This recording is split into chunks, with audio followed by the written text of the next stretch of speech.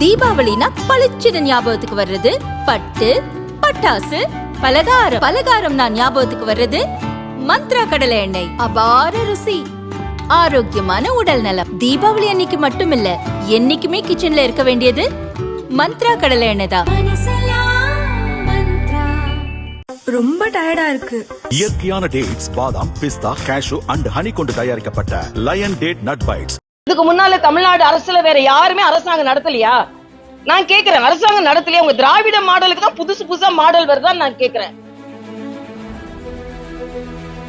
திராவிட மாடல்னு sanitary worker injection போட வைக்கிறதும் ஸ்டாஃப் நர்ஸ் ஆபரேஷன் பண்ண வைக்கிறதும் திராவிட மாடல் இல்ல.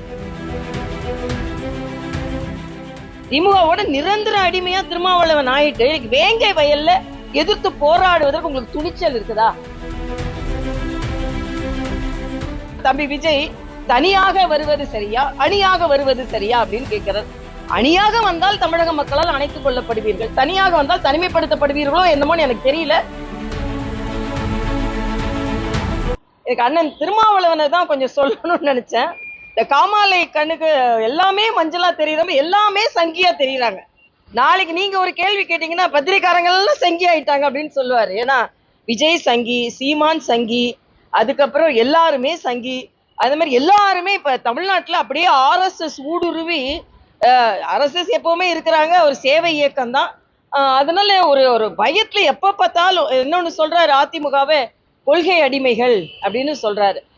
அவங்க கொள்கையை பேசுறாங்க, நானும் அண்ணன் எடப்பாடி அவரோட கலந்துக்கிட்டேன். அவங்க கொள்கையை பேசுறாங்க, எங்க கொள்கையை பேசுறோம். நீங்க நிரந்தர அடிமையால ஆயிட்டீங்க. திமுகவோட நிரந்தர அடிமையா திருமாவளவன் ஆயிட்டு வேங்கை வயல்ல எதிர்த்து போராடுவதற்கு உங்களுக்கு துணிச்சல் இருக்குதா?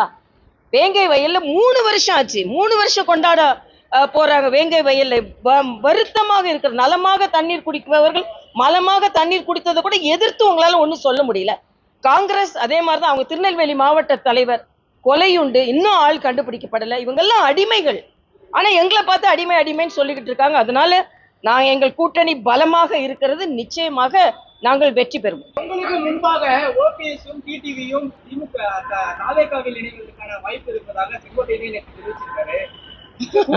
அது அவர்கிட்ட தான் இப்ப கேட்கணும். ஆனா தம்பி விஜய் தனியாக வருவது சரியா, அணியாக வருவது சரியா அப்படின்னு கேட்கிறார். அணியாக வந்தால் தமிழக மக்களால் அணைத்துக் கொள்ளப்படுவீர்கள், தனியாக வந்தால் தனிமைப்படுத்தப்படுவீர்களோ என்னமோன்னு எனக்கு தெரியல. இல்ல எல்லாரும் தமிழக மக்கள் நலனுக்காக முடிவெடுக்க வேண்டிய சூழ்நிலையில் நாம இருக்கிறோம்.